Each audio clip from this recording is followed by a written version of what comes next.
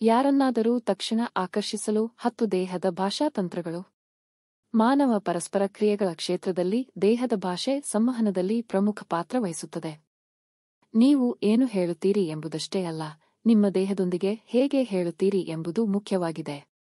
ದೇಹದ ಭಾಷೆಯನ್ನು ಅರ್ಥಮಾಡಿಕೊಳ್ಳುವುದು ಮತ್ತು ಅದನ್ನು ನಿಭಾಯಿಸುವುದು ನಿಮ್ಮನ್ನು ಇತರರನ್ನು ಆಕರ್ಷಿಸಲು ಮತ್ತು ಸಂಪರ್ಕಿಸಲು ಸಾಕಷ್ಟು ಹೆಚ್ಚಿಸುತ್ತದೆ.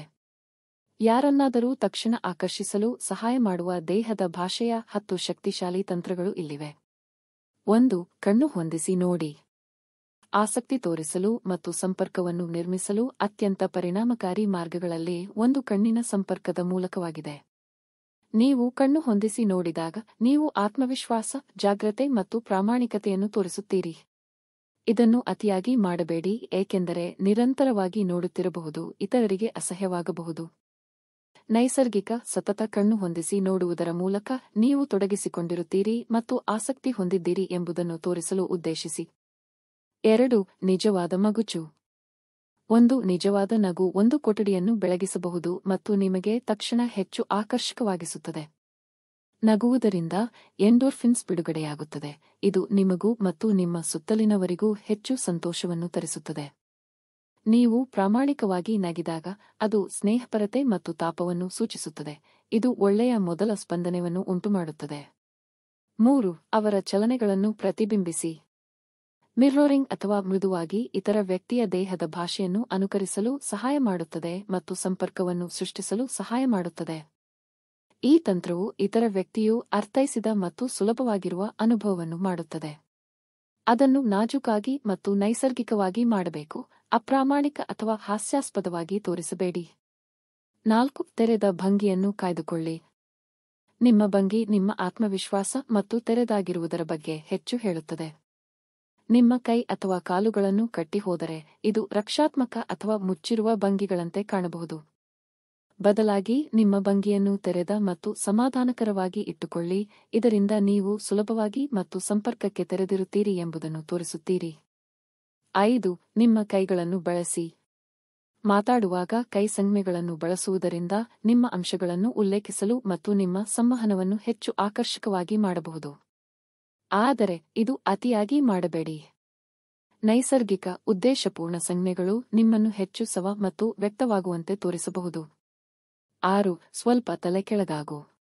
ಸಂಭಾಷಣೆಯಲ್ಲಿ ತಲೆಕೆಳಗಾಗುವುದರಿಂದ ನೀವು ಆಸಕ್ತಿ ಹೊಂದಿದ್ದೀರಿ ಮತ್ತು ಸಂಭಾಷಣೆಯಲ್ಲಿ ತೊಡಗಿಸಿಕೊಂಡಿದ್ದೀರಿ ಎಂಬುದನ್ನು ತೋರಿಸುತ್ತದೆ. ಇದು ಜಾಗ್ರತೆಯನ್ನು ತೋರಿಸುತ್ತದೆ ಮತ್ತು ಇತರ ವ್ಯಕ್ತಿಯನ್ನು ಮೌಲ್ಯಯುತವೆಂದು ಭಾವಿಸುತ್ತದೆ. ನೀವು ವ್ಯಕ್ತಿಯ ಖಾಸಗಿ ಸ್ಥಳವನ್ನು ಅತಿಯಾಗಿ ಪ್ರವೇಶಿಸದಂತೆ ಖಚಿತಪಡಿಸಿಕೊಳ್ಳಿ, ಏಕೆಂದರೆ ಇದು ಇತರ ವ್ಯಕ್ತಿಯನ್ನು ಅಸಹ್ಯವಾಗಿಸುತ್ತದೆ. 7. ಒಪ್ಪಿಗೆ ಸೂಚಿಸಲು ತಲೆಕಳವಳಿಸಿ. ಇತರ ವ್ಯಕ್ತಿ ಮಾತನಾಡುತ್ತಿರುವಾಗ ಕಡೆ ತಲೆದೂಗುವುದು ನೀವು ಸಕ್ರಿಯವಾಗಿ ಕೇಳುತ್ತಿದ್ದೀರಿ ಮತ್ತು ಅವರ ಮಾತುಗಳನ್ನು ಒಪ್ಪಿಕೊಳ್ಳುತ್ತಿದ್ದೀರಿ ಎಂಬುದನ್ನು ತೋರಿಸುತ್ತದೆ. ಈ ಸಣ್ಣ ನಡವಳಿಕೆ ಸಂಬಂಧವನ್ನು ನಿರ್ಮಿಸಲು ಮತ್ತು ಇತರ ವ್ಯಕ್ತಿಯು ಹೆಚ್ಚು ತೆರೆದಿರುವಂತೆ ಮಾಡಲು ಸಹಾಯ ಮಾಡಬಹುದು. 8. ಸೂಕ್ತವಾಗಿ ಸ್ಪರ್ಶಿಸಿ. ಬಾಹು ಅಥವಾ ಭುಜದ ಮೇಲೆ ಮೃದುವಾದ, ಸೂಕ್ತವಾದ ಸ್ಪರ್ಶವು ಸಂಪರ್ಕ ಮತ್ತು ತಾಪವನ್ನು ಉಂಟುಮಾಡಬಹುದು. ಈ ತಂತ್ರವನ್ನು ಎಚ್ಚರಿಕೆಯಿಂದ ಬಳಸಿರಿ, ಏಕೆಂದರೆ ಇದು ಸುಲಭವಾಗಿ ತಪ್ಪು ಅರ್ಥೈಸಬಹುದು. ಸ್ಪರ್ಶವು ಸಂದರ್ಭಕ್ಕೆ ಮತ್ತು ನಿಮ್ಮ ಹೊಂದಿರುವ ಸಂಬಂಧಕ್ಕೆ ಸೂಕ್ತವಾಗಿರಲಿ ಎಂದು ಖಚಿತಪಡಿಸಿಕೊಳ್ಳಿ. 9. ನಿಮ್ಮ ಕಾಲುಗಳನ್ನು ಗಮನಿಸು. ನಂಬಿ ಇಲ್ಲವೇ ಬೇಡ, ನೀವು ನಿಮ್ಮ ಕಾಲುಗಳನ್ನು ಎಲ್ಲಿ ಮತ್ತು ಹೇಗೆ ಸ್ಥಾಪಿಸುತ್ತೀರೆಂದು ನಿಮ್ಮ ಆಸಕ್ತಿಯ ಬಗ್ಗೆ ಹೆಚ್ಚು ಹೇಳುತ್ತದೆ. ನೀವು ಮಾತನಾಡುವ ವ್ಯಕ್ತಿಯ ಕಡೆ ನಿಮ್ಮ ಕಾಲುಗಳನ್ನು ತಿರುಗಿಸುವುದರಿಂದ ನೀವು ತೊಡಗಿಸಿಕೊಂಡಿದ್ದೀರಿ ಮತ್ತು ಆಸಕ್ತಿ ಹೊಂದಿದ್ದೀರಿ ಎಂಬುದನ್ನು ತೋರಿಸುತ್ತದೆ.